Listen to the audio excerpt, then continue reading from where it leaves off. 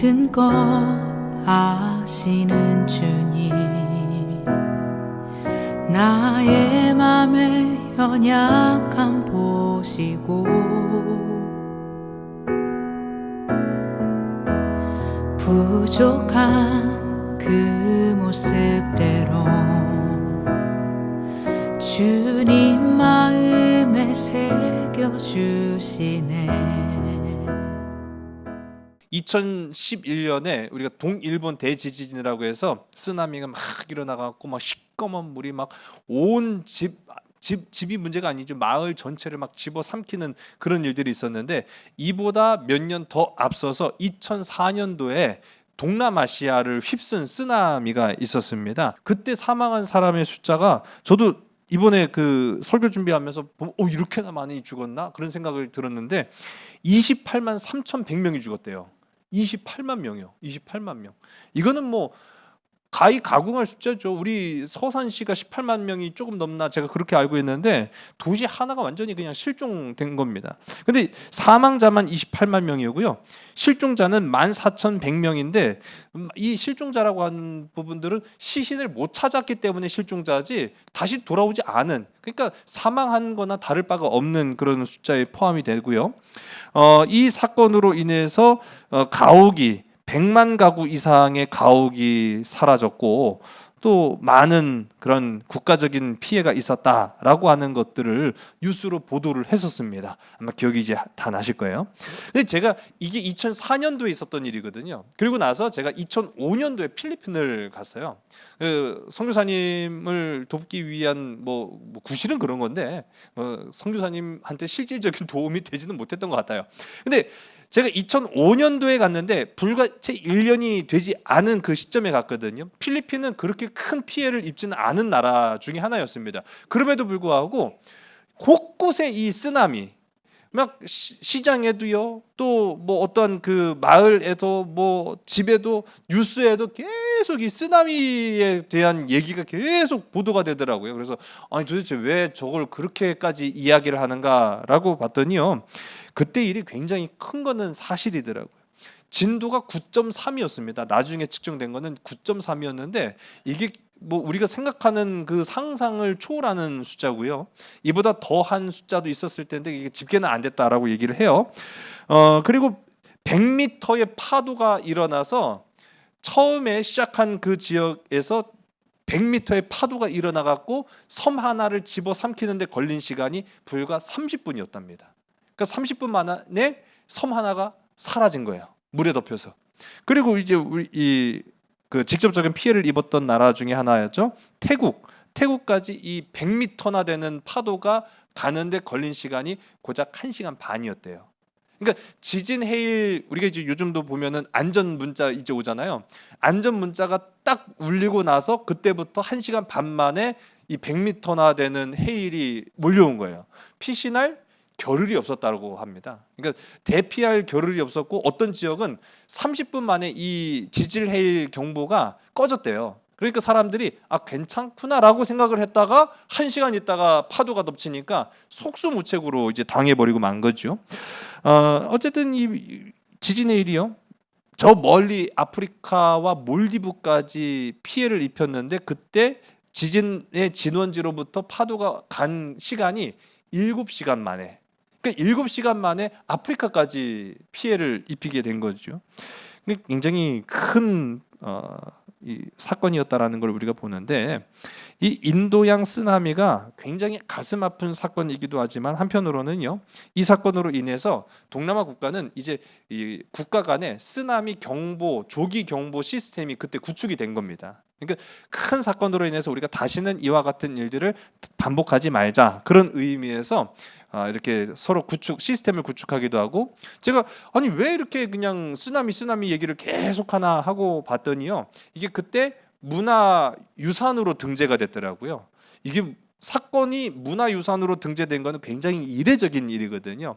우리가 유네스코 문화유산에 이 쓰나미가 등재가 된 것은 이게 굉장히 초자연적인 사건이었기 때문에 이런 일들을 우리가 연구하고 또 문화적으로 밝혀내고 과학적으로 파헤쳐서 더 이상 이와 같은 역사가 반복되지 않기를 바라는 마음으로 이거를 기록들을 다 모은 거예요. 그러니까 12개 국가라고 했잖아요. 12개 국가에서 이런 쓰나미 피해 사례라든지 어떠한 경로로 파도가 왔는지 그런 내용들을 다 수집을 해갖고 그거를 한데 모아서 문화유산으로 올린 겁니다. 그래갖고 이제 계속 방송에도 나오고 그냥 계속 얘기를 하더라고요. 제가 그래서 알았는데 그때 이 기록물만 9,300쪽의 문서를 만들었고요. 그 500장의 사진, 196개의 오디오 기록물, 그리고 1230장의 비디오 기록물을 모아서 이제는 12개 국가가 서로 공유를 하는 거예요. 나눠 가져가지고 이거를 이제 문화유산으로 삼았다. 제가 그래서 이렇게 서로가 공유를 해서 이런 문제가 다시는 발생하지 않는다라고 하면 얼마나 좋겠습니까? 그러한 일들을 기대하면서 또 그렇게 한 거고요. 근데 우리한테는 이미 이런 기록물이 있지요. 그 사건이 뭡니까? 성경에 이미 나온 노아 홍수. 이 노아 홍수 사건이 이미 성경 속에 딱 기록돼 있잖아요. 이 노아 홍수 사건은 그 인도양 쓰나미하고는 뭐 견딜 수가 없는 파워와 어마어마한 피해를 입힌 것 아닙니까? 그로 인해서 다시는 이 같은 일들을 겪지 말 것을 경고하는 말씀으로, 또 우리 인류가 그로 인해서 하나님 앞에 죄를 범하지 않고 축복받은 자녀로 살아가야 된다라는 것을 결단하는 계기가 되는 말씀이 또 오늘 성경 속에 나타나는 이 본문의 내용들이죠. 그러니까 한마디로 말하면 이 노아 홍수 사건은 인간의 범죄와 타락이 불러온 우주적인 재앙이었다라는 것을 이미 지난 시간에도 우리가 이 창세기 말씀을 통해서 살펴본 바가 있습니다. 그러니까 지진 해일이라고 하는 것이요, 인간의 잘못이 아주 없는 건 아닙니다. 인간이 뭘 했습니까? 뭘 했길래 지진이 났습니까? 뭐 그렇게 생각할 수 있는데 결국은 또 이 지진 해일이라는 부분이 이 인간의 무분별한 그 자연 파괴도 한 몫을 했다고 해요. 제가 잘 몰랐어요. 우리가 이제 핸드폰 사용하기도 하고 뭐 이렇게 이제는 보편화가 돼 있잖아요. 핸드폰 할 때 전화만 씁니까?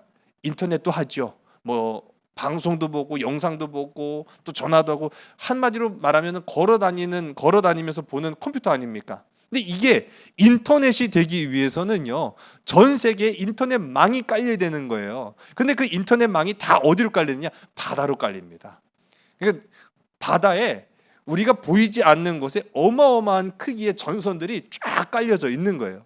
근데 그걸 매설하는데 어떻게 보면은 해양 오염을 건드릴 수도 있고 파괴할 수도 있는 그런 위험이 늘 도사린다, 뭐 그런 얘기들을 해양학자들이 사실은 해요.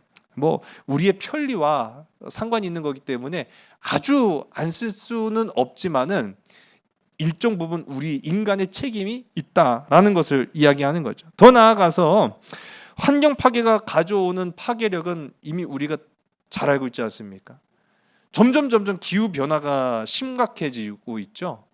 뭐 겨울이 더 추워진다거나 여름이 더 더워진다거나, 언제 막 눈폭탄이 막 쏟아질지 모른다거나, 아니면 언제 장마와는 상관없이 막 비가 막 억수같이 쏟아지는 그런 경우들을 통해서 피해를 입는 그런 사례들도 결국은 인간이 이러한 자연과 조화롭게 지내지 못하다 보니까 이런 것들이 다시 우리에게 되돌아오는 거거든요.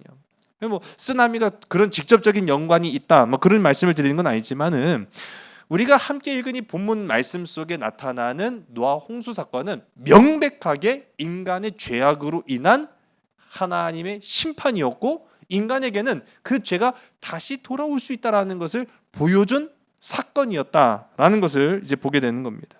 그래서 일종의 이제 우리에게 경종을 울리는 경고의 알림 역할. 뭐 우리가 이제 핸드폰에서 보면은 뭐 비가 많이 옵니다. 또 눈이 많이 쏟아집니다. 뭐 빙판이 생겼습니다. 조심하십시오. 안전 문자와 같이 그 안전 문자하고는 비교가 안 되는 거죠. 성경 속에서 죄 짓는 인간은 이와 같은 심판을 면할 방법이 없다라고 하는 것을 보여준 사건이 이제 노아 홍수 사건이니까요.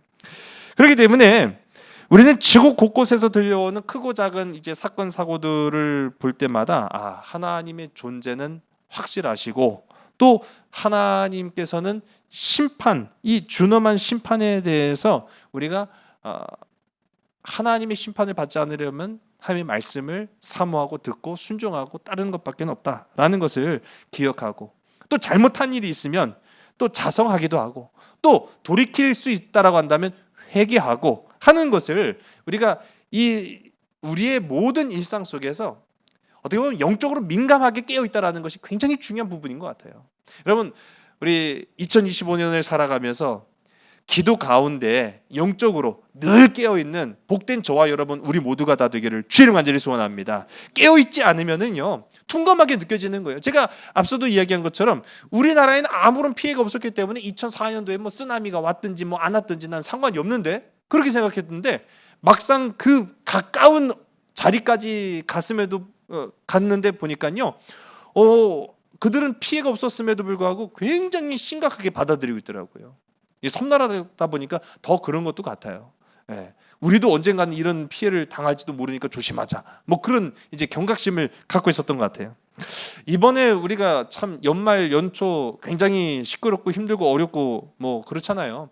얼마 전에 무안 공항에서 일어났던 그 항공기 사고만 보더라도 가족을 잃은 그 상실을 무엇으로 우리가 다 채울 수 있겠습니까? 그건 진짜 감당 안 되는 고통이고 아픔이거든요. 세상의 그 어떤 것으로도 그들을 보상해 줄 방법이 없어요, 사실. 그러면 이 가슴 아파하는 유가족들을 위해서 우리가 해줄 수 있는 것이 무엇이냐라고 하는 부분들 보면은 그들이 죽은 사람을 살려달라고 하는 건 아니거든요. 그거 어떻게 합니까? 우리가 해줄 수 있는 것은 죽은 이를 살려내는 게 아니라 그들을 위로해 주는 거죠. 위로해 주는 것입니다. 우리가 해줄 수 있는 거는 그 위로를 뭐 조금이라도 보태어 줄 수 있는 일들을 이제 감당하는 건데, 사실은 진짜 위로는 하늘의 위로인 것이죠. 하나님의 하늘 위로가 가장 크고 우리가 해줄 수 있는 부분은 그냥 그 가운데 일정 부분을 보탠다, 그렇게 이제 생각하면 되는데, 사실 여러분 위로하면 위로가 눈에 보입니까? 안 띄죠. 눈에 잘 안 띄어요. 위로는 그냥 뭐 어떻게 보면 스쳐 지나가는 말로 느껴질 때도 있고요.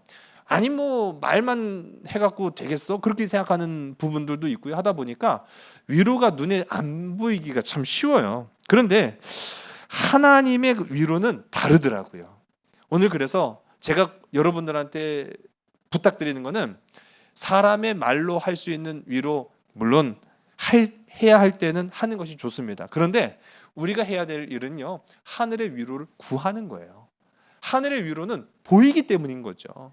나의 위로는 보이지 않는다 할지라도 하늘의 위로는 보인다라는 사실을 꼭 기억하시기 바랍니다. 그래서 오늘 우리가 함께 읽은 이 노아 홍수 사건은요, 아픔도 있었지만 경각심도 우리에게 불러일으키지만 또 다른 한편으로는 이 노아 홍수 사건을 통해서 하나님은 위로를 하시더라고요. 근데 그 위로가 눈에 보인다라는 사실이죠.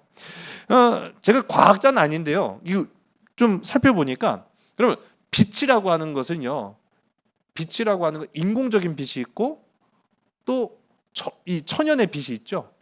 근데 사실은 빛은 두 종류라고 해요. 눈에 보이는 빛과 눈에 보이지 않는 빛, 그렇게 이제 두 종류로 나뉩니다.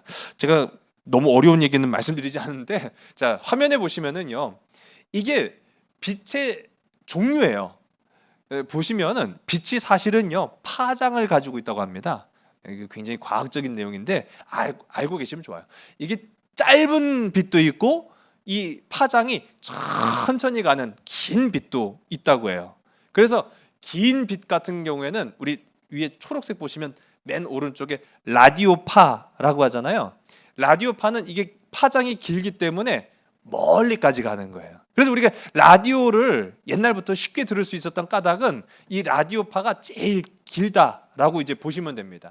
그리고 반대로 감마선이라고 하는 건 굉장히 짧죠. 그리고 그 사이에 참 재밌어요. 이 빛이라고 하는 그 사이 가운데에 껴있는 것이 바로 가시광선이라고 해서 이 빛만 우리가 볼 수 있는 거예요. 이 가시광선만 우리가 볼 수 있는데, 이 가시광선을 조금 더 확대한 게 맨 밑에 이제 보이시는 이 그림표인데, 이게 우리가 흔히 얘기하는 뭡니까? 빨주, 노초, 파남보 하는 무지개 색깔이죠. 그러니까 우리 인간의 눈에 보이는 이 가시광선은 모든 빛 가운데 위치하더라고요. 그리고 반대로 이 인간의 눈에 보이지 않는 다른 광선들은 뭐 라디오파 같은 거는 그렇지 않은데 다른 거는요 어떤 빛이냐? 위험한 빛이에요.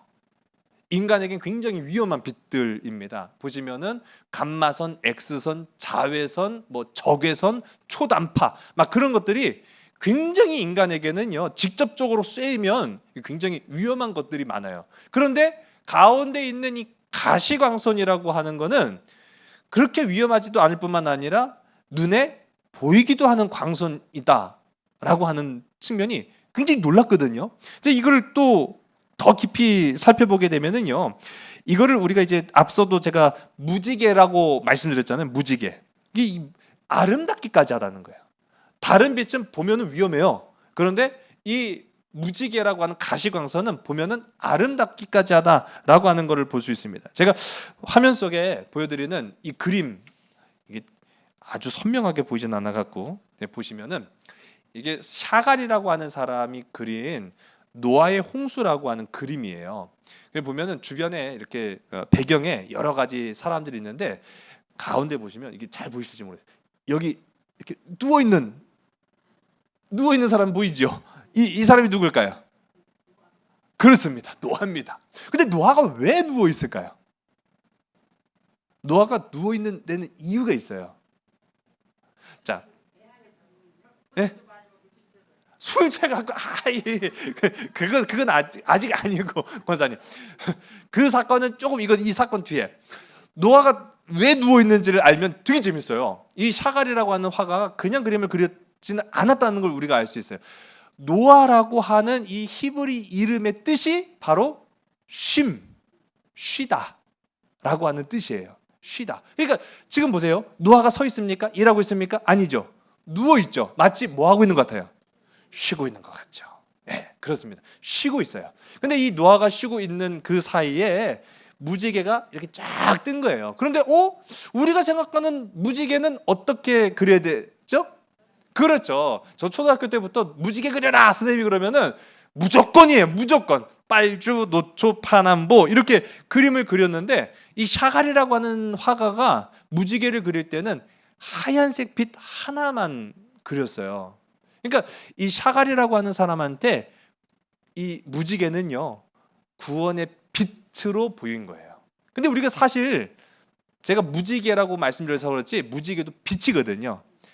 빛이 우리한테 쫙 쏘이면은 뭐 빛이 쏘였다고 해서 무조건 다 막 무지개로 막 빨주 노초 파남보 그렇게 보이는 게 아니라 빛이 쫙 쏘일 때는 보통은 어떤 색깔을 가지고 있습니까? 하얀색을 가지고 있죠. 예, 빛나는 하얀색이. 그러니까 샤갈한테는 이 무지개는 빛나는 구원의 색 이거 한 가지였다라는 것을 표현하는 그런 그림이라고 해요. 제가 그림 전문가는 아니지만은 살펴보니까 그렇게 설명을 하고 있어요. 그러면서 이 가운데 사실 이게 뭐 때가 낀 게 아닙니다. 천사가 이게 빨간색이 날개더라고요. 저 몰랐는데 천사가 하나님의 명령을 따라서 인간에게 구원의 빛을 쫙 하고 뿌리고 있는 그런 장면이에요. 그러니까 이 샤갈의 그림을 보게 되면은 하나님의 은혜와 사랑과 구원의 기쁨이 이 안에 다 담겨져 있다라는 것을 보게 됩니다. 그리고 제가 앞서도 이 샤갈이 왜 누워 있느냐, 이 샤갈이 노아가 왜 누워 있느냐, 노아의 이름이 쉼이라고 했거든요. 안식이라고 했거든요. 그런데 노아가 그동안 쉴 수 있었습니까? 그렇죠. 뭐 하느라고 못 쉬었죠? 그렇죠. 배를 지었습니다. 몇 년 동안 배를 지었죠? 그렇죠. 성경을 보니까 정확한 연대를 알기는 좀 어렵지만 추측컨대 대략 100년이에요. 많게는 120년이에요. 그러니까 노아와 그의 식구는요 온 세상의 모든 동물들을 각기 종류대로 담을 수 있도록 하나님의 명령을 따라서 배를 짓기 시작했는데 생각해 보세요. 조선소에서 한 두 사람만 일하는 거 보셨습니까? 100사람도 넘게 일하잖아요. 그런데 그 큰 배를 한 가족이 그냥 뚝딱뚝딱 배를 만들기 시작하는데 그 배가 무려 100년이 넘게 걸린 거예요. 그러니 그 기간 동안 노아가 쉴 틈이 있었겠습니까? 쉴래야 쉴 수가 없었던 거죠. 더군다나 비가 내리기 시작합니다. 하나님이 이제 명령을 따라서 하늘에 막 비가 쏟아지고 밑에서는 창수가 일어나기 시작하고요. 막 그래갖고 막 배가 둥둥 떠다닐 정도로의 큰 홍수가 나기 시작한 때부터는 더더욱 노아는 쉴 틈이 없었던 거. 그런데 이제 물이 다 사라지고 배가 육지에 닿고 난 이후부터 이제 노아는 비로소 뭘 얻게 된 거예요? 그렇죠. 안식을 얻게 된 거예요. 여러분, 노아는 하나님의 명령을 따라서 일하고 난 후에야 비로소 안식, 쉼을 얻었다라는 것을 봅니다. 우리는 그런데 그렇지 않죠. 내가 일하고 싶은 만큼 일하고 나는 쉬어야지, 그렇게 생각할 때가 참 많잖아요. 이게 하나님의 일을 맡은 사람과 세상 사람들의 큰 차이라는 거예요. 여러분, 바라기는 이제 2025년을 우리가 살아갈 때 하나님의 명령하신 대로 열심히 살아가시길 바랍니다. 그리고 하나님의 명령하신 대로 쉼을 얻기를 바랍니다. 하나님의 명령대로 순리대로 순종하며 살아가는 자에게 하나님은 놀라운 은혜와 축복과 열매와 안식을 주신다라고 하는 것이 이 노아의 홍수라고 하는 이 샤갈의 그림 속에 담겨져 있는 내용이다라고 하는 거죠. 자, 그런데 우리가 이 하나님의 위로가 있어야 안식할 수 있는 사람, 이게 바로 노아라고 하는 사람인데, 우리도 그렇죠. 하나님의 사람이라고 하면 뭐 다 편안하고 걱정도 없고 근심도 없고 그럴 수 있겠습니까? 아니에요. 그렇지 않아요. 하나님의 사람이라고 해도요, 하나님의 백성이라고 해도요, 믿는 사람이라고 해도요, 직분자라고 해도요, 근심도 있고요, 걱정도 있고 염려도 있습니다. 그게 잘못된 게 아니에요. 염려할 땐 염려해야 돼요. 근심할 땐 근심해야 돼요. 걱정할 땐 걱정해야 돼요. 그런데 우리는 입술로 뭐라고 고백을 해야 되느냐? 하나님이 함께 하시니, 하나님의 위로가 있으니 우리는 걱정이 와도 근심이 없습니다. 염려가 와도 문제가 없습니다. 그게 정답이 되어야 된다는 거예요. 근심과 염려가 하나님으로부터 해결된다고 해야지 내가 알아서 쉽게요, 그런다고 문제가 해결되는 법이 인생에는 없더라라고 하는 겁니다. 여러분, 하나님으로 인하여 참된 쉼을 얻는 자가 복이 있는 줄로 믿으시기 바랍니다. 우리가 이제 그래서 이 노아의 홍수를 통해서 무리지게를 준 사건은 우리에게 놀라운 안식과 쉼과 기쁨과 평안을 준 사건이구나. 그냥 단순히 경고의 메시지만이 아니라 우리에게 위로를 주시려고 하시는 하나님의 놀라운 장치가 있구나라는 걸 이제 보게 되는 거예요. 그런데 요즘요, 참 걱정하고 참 염려하는 것 중에 하나가 지금 세상 돌아가는 모습 보면은요, 뭐 걱정, 근심 뭐 한두 가지가 아니죠. 그런데 그 중에 하나가, 여러분 혹시 들어보셨죠? 신천지. 좋은 거예요, 나쁜 거예요? 이 신천지랑요, 뭐 저 상관없는데 무지개도 요즘 안 좋아요. 안 좋아요. 이게 왜냐면요, 이게 다 하나같이 하나님이 주신 거예요. 사실 신천지가 나쁜 게 아니에요. 성경 가운데 신천지가 뭐예요? 천국이에요. 천국. 천국이 신천지인데 이거를 이상한 놈들이 갖다 쓰는 순간부터 우리가 더 이상 못 쓰게 된 거예요. 무지개가요, 굉장히 좋은 거예요. 오늘 말씀 속에 나타나죠. 인류 최초의 무지개는 하나님이 주신 선물이었단 말이에요. 근데 이거 이제는 우리 교회에서 못 쓰게 생겨버렸어요. 왜냐하면 이 무지개를 누가 씁니까? 이제 동성애자들이 쓰기 시작해요. 동성애자들이 뭐만 했다 하면 온갖 그냥 뭐 옷이고 깃발이고 뭐 부채고 할 것 없이 온갖 것에 다 무지개를 써버려요. 그러니까 더 이상 우리가 무지개를 좋은 의미로 쓰려고 해도 오해받기 딱 십상이니 쓸 수가 없게 돼버렸어요. 그 어떤 놈이 나쁜 놈이냐면, 제가 보여드릴게요. 이놈이 나쁜 놈이에요. 이 사람이 어떤 사람이냐면요, 그 길버트 베이커라고 하는 사람인데 1978년에 이 사람이 동성애를 옹호하면서 그 상징으로 내세운 게 바로 무지개예요. 그 다양성이라는 거죠. 그 동성애자들은 뭐 남자도 여자도 아닌 뭐 그런 그 외계인 같은 놈들이잖아요. 그러니까 이런 것들이 그냥 스스로가 우리도 한 인간인데 떳떳하게 살아갈 자유와 권리가 있고 뭐 존중받을 그런 권리가 있는데 이거 존중받아야겠다, 막 그렇게 하면서 이 무지개를 자신들의 그 상징처럼 나타내기 시작하면서부터 아주 골치가 아파진 거예요. 예수님 분장을 한 사람이 무지개 깃발을 막 들고 돌아다니게 돼요. 예수님은 동성애자들을 사랑하신다 막 하면서 언제 미워하셨어요? 동성애가 문제라고 했지? 그러니까 참 이 좋은 것을, 하나님이 주신 너무너무 좋은 것들을 지들이 막 다 가져가갖고 이상하게 오염을 시켜버렸어요. 그 사실 제가 앞서도 말씀드린 것처럼 이 무지개는 기독교인들이 굉장히 좋아하는 것 중에 하나거든요. 이 동성애를요 LGBTQ 뭐 그렇게 부르고 있는데 이게 뭐냐면요 레즈비언, 게이, 양성애자, 트랜스젠더, 퀴어 뭐 그렇게 뭐 등등으로 부른다고 해요. 아주 뭐 여러 잡다한 것들이 있어요. 나라를 위해서도 우리가 민족을 위해서도 그리고 이런 여러 인간사에 파고든 악한 그 마귀의 그 방식에 대해서도 우리가요 늘 깨어 있어야 되고요. 그리고 기도하는 것이 참 필요하다라고 하는 그런 생각을 갖게 됩니다. 오늘 우리가 함께 읽은 본문의 말씀인데요. 우리 13절의 말씀을 함께 보겠습니다. 내가 내 무지개를 구름 속에 두었나니 이것이 나와 세상 사이의 언약의 증거니라. 아멘. 그래서요 더욱 우리가 이 말씀을 잘 보게 되면은 정말로 왜 하나님이 우리에게 무지개를 주셨고 무지개를 어떻게 주셨는가라는 것을 생각해 볼 수 있는 그런 기회인 것 같습니다. 무지개를 그냥 주신 게 아니더라고요. 13절에 보니까 무지개를 구름 속에 두었다라고 하고 있어요. 구름이 있으면은 가려져서 안 보일 수도 있다라는 얘기죠. 그 구름 속에 감춰져 있는 것일 수도 있어요. 그리고 그것이 어느 순간 쫙 하고 나타나는 게 그럼 무지개다라고 하는 거죠. 하나님이 우리에게 주신 빛도 마찬가지라는 것을 우리가 봅니다. 이 세상 가운데 우리는 하나님의 빛을 두신 하나님의 거룩한 자녀들인 거예요.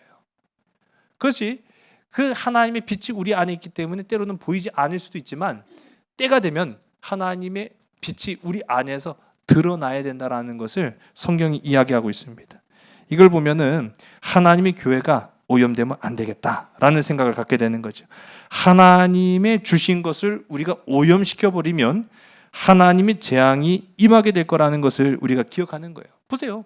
신천지 오염됐죠. 무지개 오염됐죠.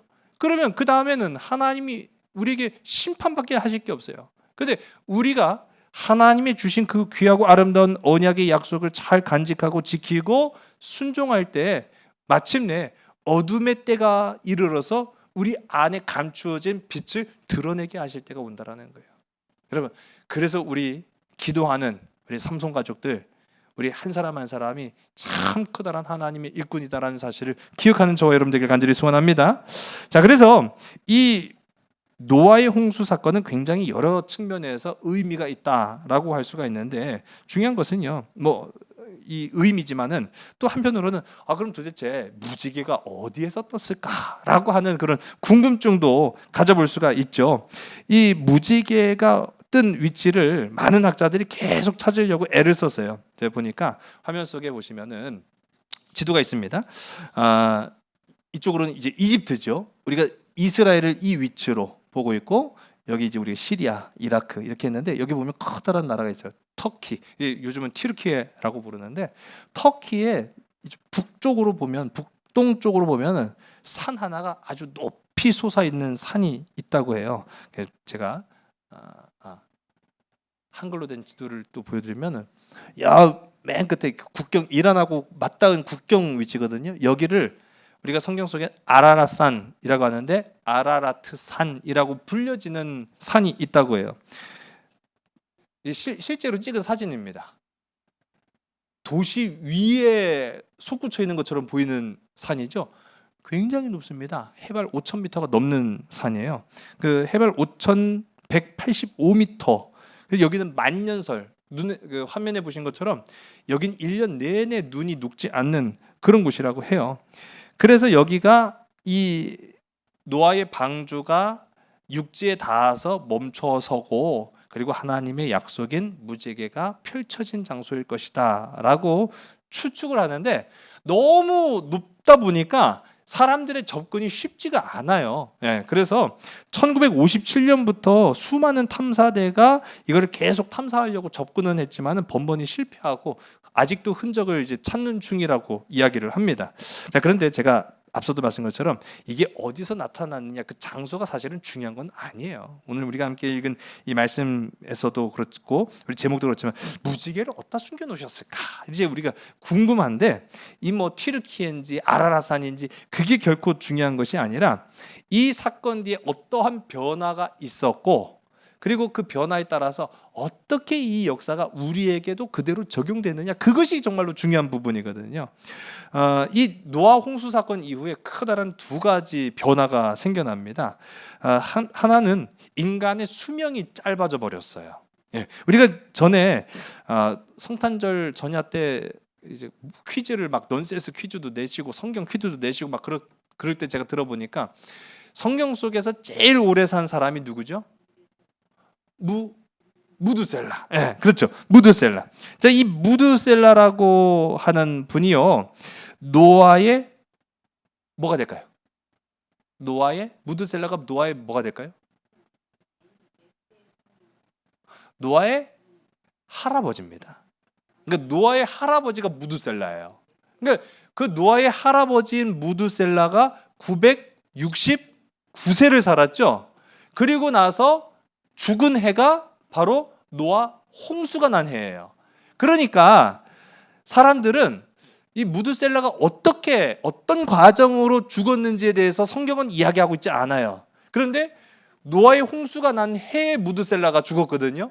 그러니 사람들은 홍수 때문에 죽었나 아니면 자연사 했나 그걸 잘 몰라요. 이게 확실한 건 아니에요. 근데 어쨌든 간에 그때까지 딱 살았다는 것을 이제 성경에서는 나타나고 있어요. 근데 그렇게 1000년 가까이 살았던 이 무드셀라의 대가 지나가고 노아의 인생은 몇 살까지였을까요? 노아 몇 살까지 산지 아시겠어요?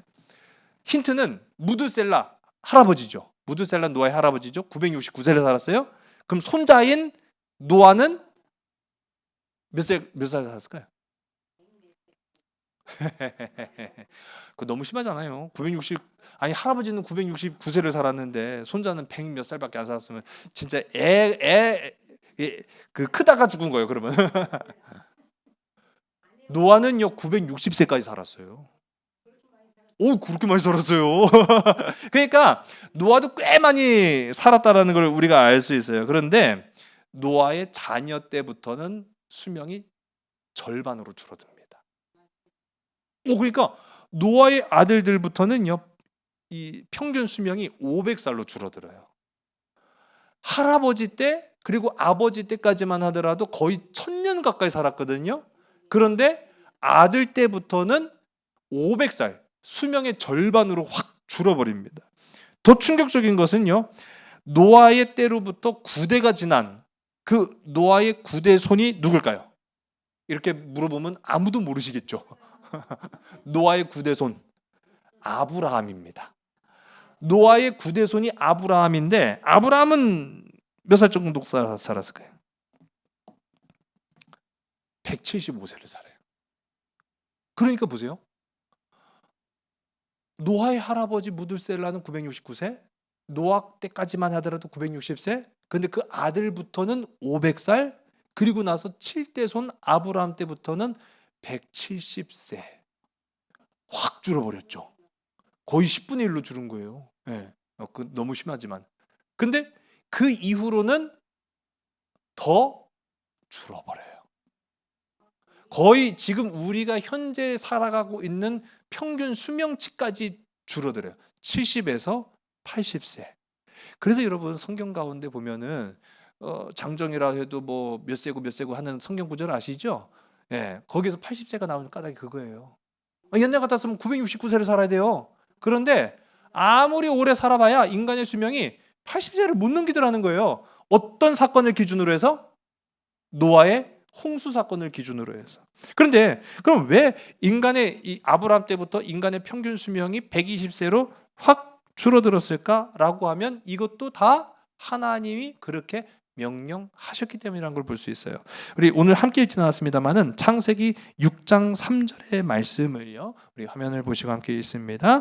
여호와께서 이르시되 나의 영이 영원히 사람과 함께 하지 아니하리니 이는 그들이 육신이 됨이라. 그러나 그들의 날은 120년이 되리라 하시니라. 아멘.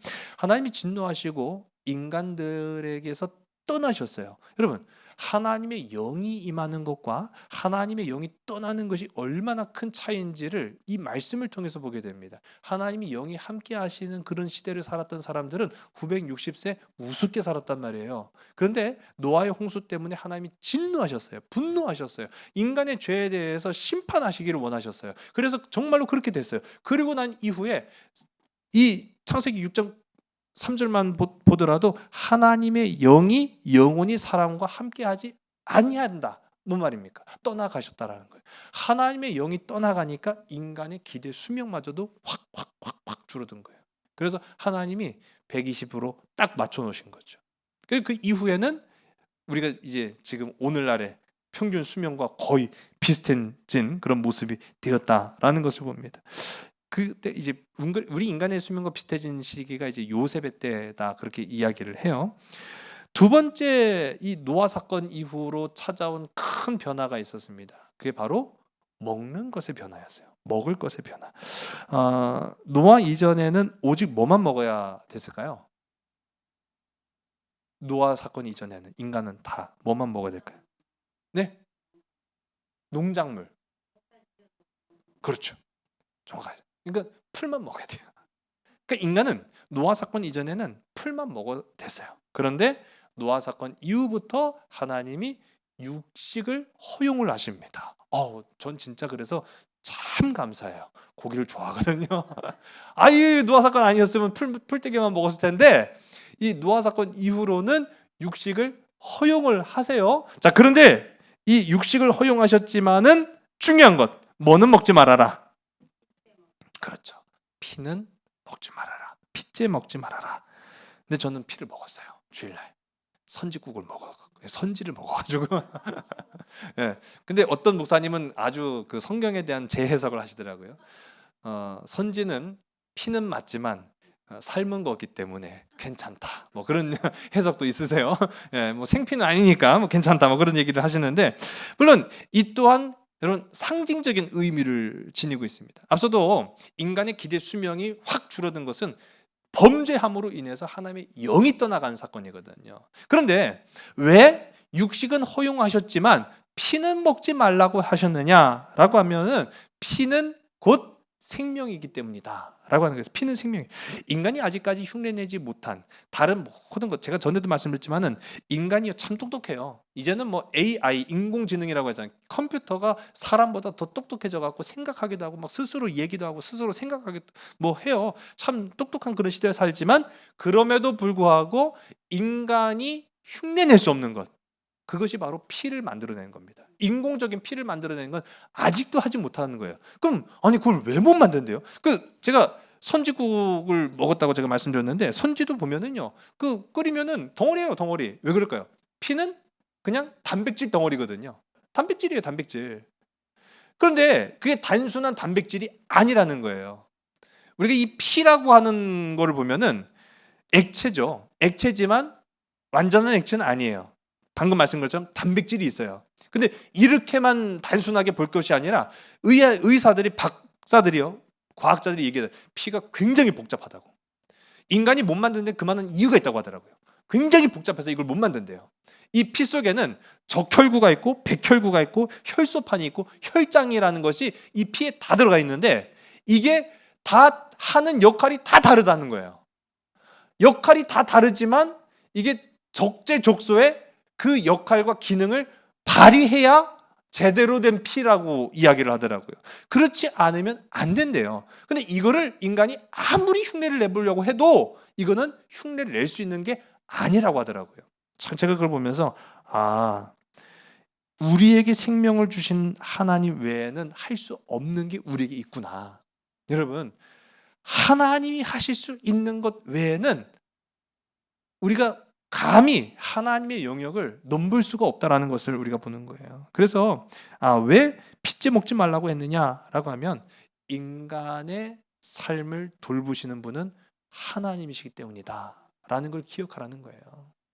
여러분, 다 우리가 대체할 수 있어요. 그런데 대신할 수 없는 건 하나님의 위로예요.